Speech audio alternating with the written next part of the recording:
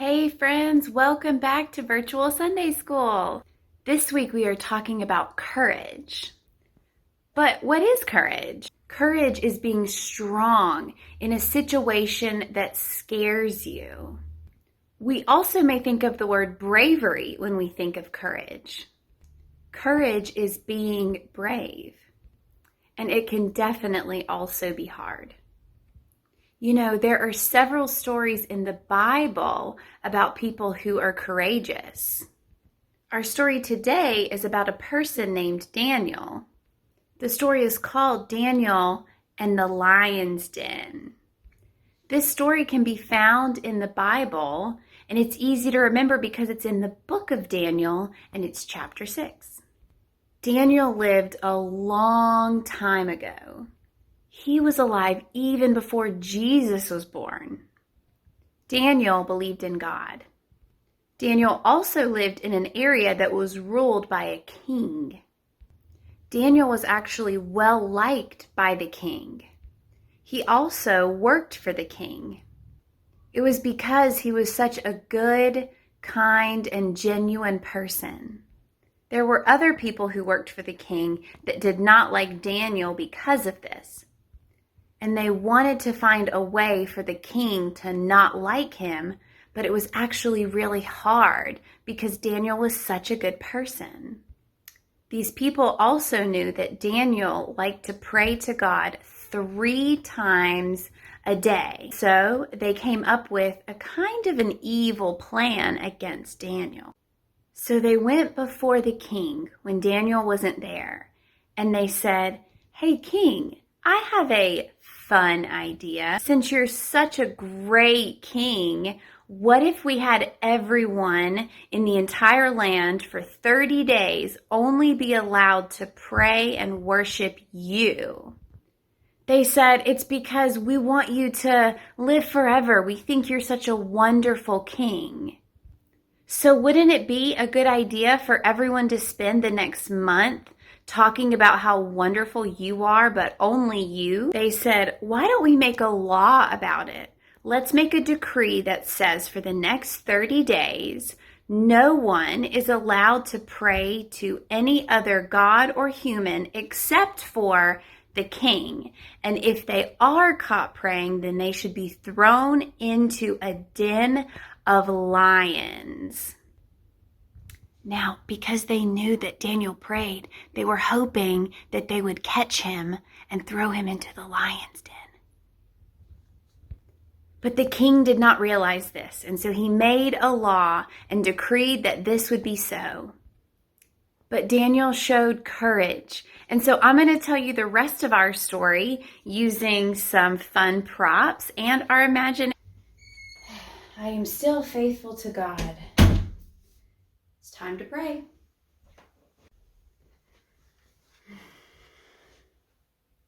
Dear God, I am sure you are aware that the king has made a law that says if anyone prays to God or even another human that isn't the king, they get thrown into the lion's den. It feels like a trap. God, I want to give you my thanks and praise for all the blessings in my life. I will always be a follower of yours, no matter the law, but I'm also scared. God, please help me. Please help me feel your comfort and grace. Aha! Daniel's breaking the law and praying to God. My king, did you not publish a decree that during the next 30 days, anyone who prays to any god or human being, except you, your majesty, would be thrown into the lion's den? Yes. The decree stands and there can be no exceptions. Why? Well, Daniel still prays to God 3 times a day. Just caught him praying right now. Oh no. Oh dear. I wasn't expecting anyone to break the law, especially Daniel. He's such a good guy. With all due respect, Your Majesty, I hope you will remember that, according to the law, no decree the king issues can be changed. So, it looks like he definitely broke the law. I guess you are right. We must bring him in and throw him into the lion's den. Go and get him. These lions look kind of scary. May our God that you continually serve rescue you.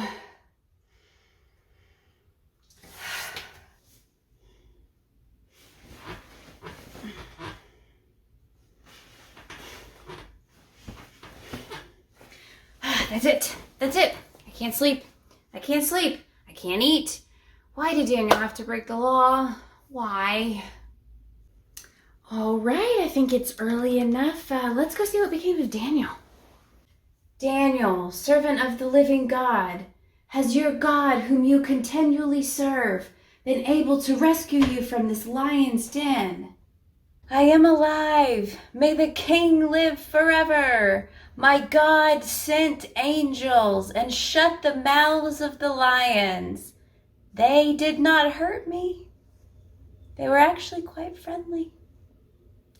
Because I was found innocent in God's sight, nor have I ever done any wrong before you, Your Majesty.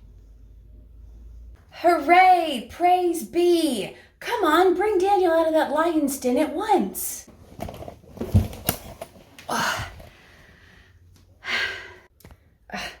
Look at that. Not even a scratch on your entire body.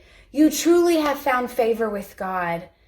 I think because you trusted God so much, you must have been kept safe. After that, the king realized what the other people had done to try and trick Daniel, and he was not very happy. He actually ended up throwing them into the lion's den as well. And then the king decided to write a letter to all the nations and all people in every language on earth. He issued a decree that in every part of the nation and kingdom, everyone should respect the God of Daniel. That's the God that we also pray to. The king believed in God and believed that God was also the living God, that God's strength and love endures forever, which is another way to say that God lives within our hearts and we can feel that. And so that's how the king knew that this God was a real and powerful and special God. And in the letter, the king told everyone that God rescued Daniel from the lion's den because of Daniel's courage. So how can we be brave like Daniel? Thankfully, we don't have to worry about being thrown into a lion's den for praying to God. But we still have moments in our lives where we can choose to be brave, to show courage the same way Daniel did. As a reminder, showing courage is doing something that you may be afraid to do. Courage is standing up for yourself and or others. So I want to do an activity with you today. I'm going to ask you to think about something. So you may want to grab a piece of paper and a pencil to write down your ideas. You may also want to pause the video if you need more time to think about it. I'm going to give you a scenario, a situation that you're going to pretend to be in. And then I want to give you some time to think about how you would respond to the situation. You can think about it in your head, or you can write it down on a piece of paper. All right, are you ready? Let's say you and your family are at the park, and you're there with some friends, and you're having a wonderful time on the swings, the monkey bars, the slides, whatever it is that you love to do at the playground. And all of a sudden you hear a noise, a loud noise, and you look over and you see that there is a kid, someone you don't know, is stuck on the monkey bars. And before you can get over there, you realize that the loud noise is a group of other children who are laughing at this kid who's stuck. So what do? How can you show courage in this situation? Take some time to think about it.